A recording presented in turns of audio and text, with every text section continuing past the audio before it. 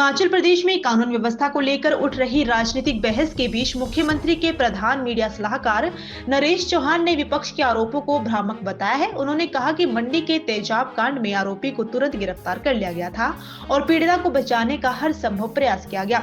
हालांकि दुर्भाग्य से उसकी पीजीआई में मृत्यु हो गई। ये घरेलू विवाद का मामला प्रतीत होता है और तेजाब की उग्रता की जाँच जारी है। उन्होंने कहा कि दोषियों को कड़ी सजा दी जाएगी। सोलन में यूनिवर्सिटी के बाहर हुई फायरिंग पर चौहान ने बताया कि पुलिस ये जांच रही है कि आरोपी स्थानीय था या बाहरी। उन्होंने स्पष्ट कहा कि हिमाचल में बाहरी राज्यों से आकर अपराध करने वालों को किसी भी सूरत में बख्शा नहीं जाएगा। नेता प्रतिपक्ष जयराम ठाकुर के आरोपों पर पलटवार करते हुए उन्होंने कहा कि हिमाचल देश के सबसे शांत राज्यों में से एक है और विपक्ष राज्य की गलत तस्वीर पेश कर रहा है। उन्होंने भाजपा शासन में हुए पुलिस पेपर लीक का उल्लेख करते हुए कहा कि उस समय भ्रष्टाचार चरम पर था, जबकि कांग्रेस सरकार ने आते ही कठोर कार्रवाई की। उन्होंने बताया कि सरकार 11 दिसंबर को मंडी में अपना रिपोर्ट कार्ड जनता के समक्ष पेश करेगी, जिसमें योजनाओं की प्रगति पारदर्शी रूप से रखी जाएगी। देखिए, सवाल ये है कि नेता विपक्ष को एक चीज समझनी पड़ेगी कि जिन परिस्थितियों से और जिन चैलेंजेस से हमने 3 साल का ये कार्यकाल रहा, वो पूरी प्रदेश की जनता के सामने चैलेंजेस थे। हर तरह से नेचर से भी चैलेंजेस थे, फाइनेंशियल पोजीशन के भी चैलेंजेस थे। उनको पार पाते हुए आगे बढ़े हैं, हमने काम किए हैं, बड़ी योजनाएं पाइपलाइन में आई और उसका असर दिखना शुरू हो गया। जो मुख्यमंत्री जी की प्राथमिकताएं थी और जो सरकार की हमारी प्राथमिकताएं थी, उसमें हमने काम किया है। 3 साल का समय हुआ, हम अपनी कारगुजारी को प्रदेश की जनता के सामने रखेंगे। वो फैसला प्रदेश की जनता ने लेना है कि वो क्या सोचते हैं। लेकिन जहां तक उनका ये बयान है, मैं उनको याद दिला दूं, जब कोरोना काल था हिमाचल प्रदेश में और पूरे देश में, तो आपने भी तो किया, उसका कौन जवाब देगा? कोरोना जैसी परिस्थितियां दुनिया के अंदर, कैसा खौफ था उस वक्त लोगों में, पूरे देश में भी विदेश में भी हर जगह, उसके बावजूद आप लोगों ने किया। तो आप लोग क्यों अपना समय भूल जाते हो? जब आप मीडिया में बात करते हो तो मुझे लगता है कि अपने समय की कुछ चीज़ें भी याद रखनी चाहिए। हम जाएंगे मंडी में करेंगे और जो हमने प्रदेश हित में, जनहित में जो फैसले लिए होंगे, हमारा जो रिपोर्ट कार्ड है वो हम प्रदेश की जनता के सामने रखेंगे। और अगले 2 वर्षों के लिए हम किस तरह से आगे बढ़ेंगे, कौन सी प्राथमिकता रहेगी विकास की दृष्टि से और जनहित की दृष्टि से, वो रोड मैप भी लोगों के सामने रखेंगे। तो लोकतंत्र में इसमें किसी को दिक्कत नहीं होनी चाहिए कि जश्न का मतलब ये कोई ऐसा जश्न नहीं है कि इसमें कोई नाच गाना हो रहा है, कोई पार्टियां हो रही है।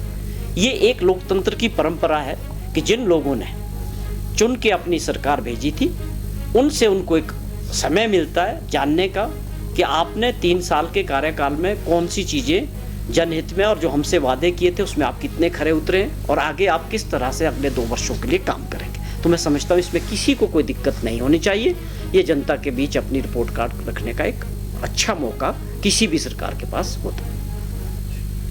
ये तो पेवरली जयराम जी की मैं पिछले काफ़ी समय से मीडिया की जो बाइट्स देते हैं, बातचीत करते हैं मीडिया से, उसमें साफ तौर पे दिखता है कि वो अपने को लाइमलाइट में और मीडिया में रखने के लिए इसको सीधे तौर पे इस संदर्भ में जोड़ना कि पूरे हिमाचल प्रदेश में लॉ एंड ऑर्डर खराब हो गया, ये बिल्कुल गलत है। ये राजनीतिक दृष्टि से प्योरली बयान दिया गया। जहाँ तक सवाल है, हिमाचल प्रदेश पूरे देश के अंदर सबसे पीसफुल राज्य है। हमें अपने राज्यों को इस तरह की स्टेटमेंट्स दे के एक ऐसी पिक्चर नहीं बनानी चाहिए बाहर कि भाई वहाँ कोई ऐसी परिस्थितियाँ कि लॉ एंड ऑर्डर कंट्रोल में नहीं। ये गलत बयान है और राजनीति से प्रेरित है। वो आप भूल गए अपने टाइम में कि उनके समय में क्या परिस्थितियाँ थी। ये वो मुख्यमंत्री रहे अपने टाइम में जिनके समय में पुलिस विभाग अपना पेपर नहीं करा सकी, वो लीक हो गया। पुलिस डिपार्टमेंट ही उस पेपर को करवा रहा था और वो पेपर बिके, भ्रष्टाचार का अड्डा बना। और उसके बाद जिस तरह सबऑर्डिनेट कमीशन एक भ्रष्टाचार का अड्डा बना, सबके सामने रहा। जब हमारी सरकार आई, हमने उसको वहाँ इंक्वायरी कराई और लोग अरेस्ट हुए और किस तरह से वहाँ पर्चे बिक रहे थे लाखों रुपए में। पुलिस का पर्चा बिका 5-5, 7-7 लाख में और वहाँ पर बिक रहे थे लगातार। मतलब खुला भ्रष्टाचार हो रहा था पिछले 5 सरकारों में, वो मुख्यमंत्री जो इन चीज़ों को अपने समय में देख चुके हैं और उनके समय में उन्होंने कोई कदम नहीं उठाए, तो आज उनको इस तरह की बात करना कि अगर कोई घटना हुई है, अगर वहाँ पर पुलिस नहीं पहुँच रही है, कार्रवाई नहीं हो रही है या किसी को बचाया जा रहा है गलत आदमी को, तो मैं समझ सकता हूँ कि आप एक बात कर सकते हैं और सरकार के, पुलिस के और प्रशासन के ऊपर उंगली उठा सकते हैं। लेकिन आप किसी घटना को सीधे तौर पे लॉ एंड ऑर्डर और प्रदेश की जोड़े, मैं समझता हूँ ये वाजिब नहीं है। देखिए, जहाँ तक आपने ये जो घटनाएं हुई है, ख़ास तौर पे मंडी में जो एक परिवार में पति पत्नी के बीच झगड़ा हुआ और बड़ी क्रूरता के साथ उनने अपनी पत्नी पे तेज़ाब फेंकाए और धक्का मार के उनको अपने नीचे गिराया, और आज ये दुखद है कि वो सरवाइव नहीं कर पाई। पीजीआई में उनका इलाज चल रहा था और उनके इलाज का जो भी ये मामला जब माननीय मुख्यमंत्री जी तक भी टेलीफोनिकली वहाँ से ये सरकाघाट का मामला है, तो उसके लिए आदेश दिए थे पीजीआई में कि इनका इलाज होना चाहिए और पूरी कोशिश प्रयास किया जाए वो बच जाती, और उसका जो भी खर्चा आएगा वो सरकार ने कहा था कि हम देंगे। लेकिन दुर्भाग्यपूर्ण वो आज महिला सर्वाइव नहीं कर पाई। जो हमें सूचना मिली है कि वो अब चलिए, उसका हमें बहुत अफसोस है और दुख है। और जहाँ तक एक परिवार के झगड़े का सवाल है, वो उसको जो है अरेस्ट किया गया है। ये किन परिस्थितियों में तेज़ाब मिला, क्यों उन्होंने रखा था, कहाँ से लाया, और ये सारी चीज़ें उनको अरेस्ट कर दिया गया। केस अपना, पुलिस इन्वेस्टिगेशन अपना काम कर रहा है, प्योरली मर्डर केस है।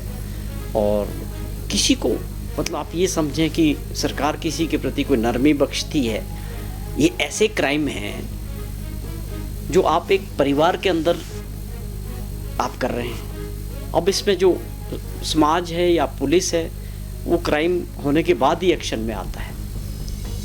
ये नहीं कह सकते कि किस जगह। वैसी घटना आज आपने जिक्र किया कि सोलन यूनिवर्सिटी के बाहर जो है कुछ हवाई फायर वहाँ हुई है, उसकी पूरी जानकारी लेंगे कि वो कौन लोग थे, राज्य के बाहर से थे, उन्होंने हवाई फायर की है, इसकी पूरी जानकारी ले रहे हैं। और कानून ये तय है कि पुलिस और कानून किसी को बख्शने वाला नहीं। कोई व्यक्ति ये सोचे कि हिमाचल प्रदेश में आके वो अपनी बिना डर के इस तरह के कार्य कर सकते हैं, ये गलत है। पूरे सख्ती के साथ कहीं भी किसी को बख्शने का कोई मतलब नहीं है। तो ये घटनाएं ज़रूर होती है, मैं आपसे सहमत हूँ, लेकिन उसके ऊपर जो कार्रवाई है उसके बाद पुलिस की, वो एकदम स्विफ्ट है। और किसी को भी, सबको जो है बिहाइंड द बार्स जाना होगा, जो भी कानून को अपने हाथ में लेता है।